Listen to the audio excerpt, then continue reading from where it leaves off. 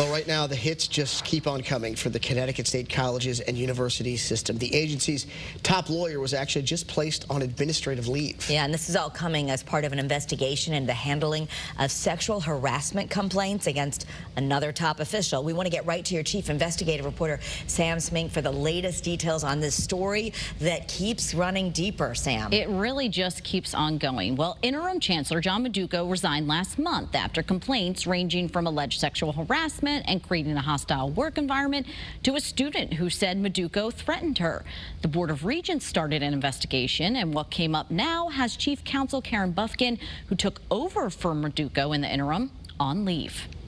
Karen Buffkin is the third CSCU official in less than a year to face controversy. Former Chancellor Terrence Cheng resigned in July 2025 after questionable spending. Former interim Chancellor John Meduco resigned last month following a sexual harassment complaint from an employee.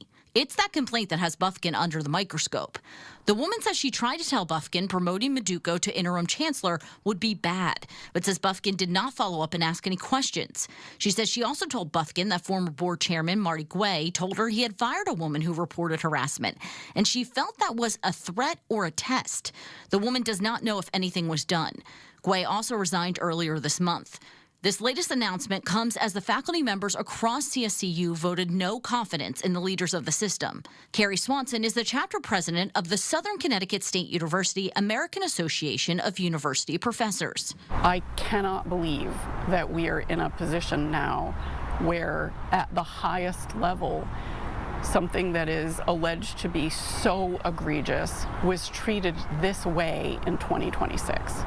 What I would like to see is a serious investigation into that is very transparent into how this was handled and how these processes are handled in general. In a statement, the Board of Regents says that is what they intend to do with a third-party independent review. They expect to have a report at the end of next month and will release it to the public. A new chancellor, Natalie Braswell, is set to take over June 18th. We will hear from the governor and Republican lawmakers at 5.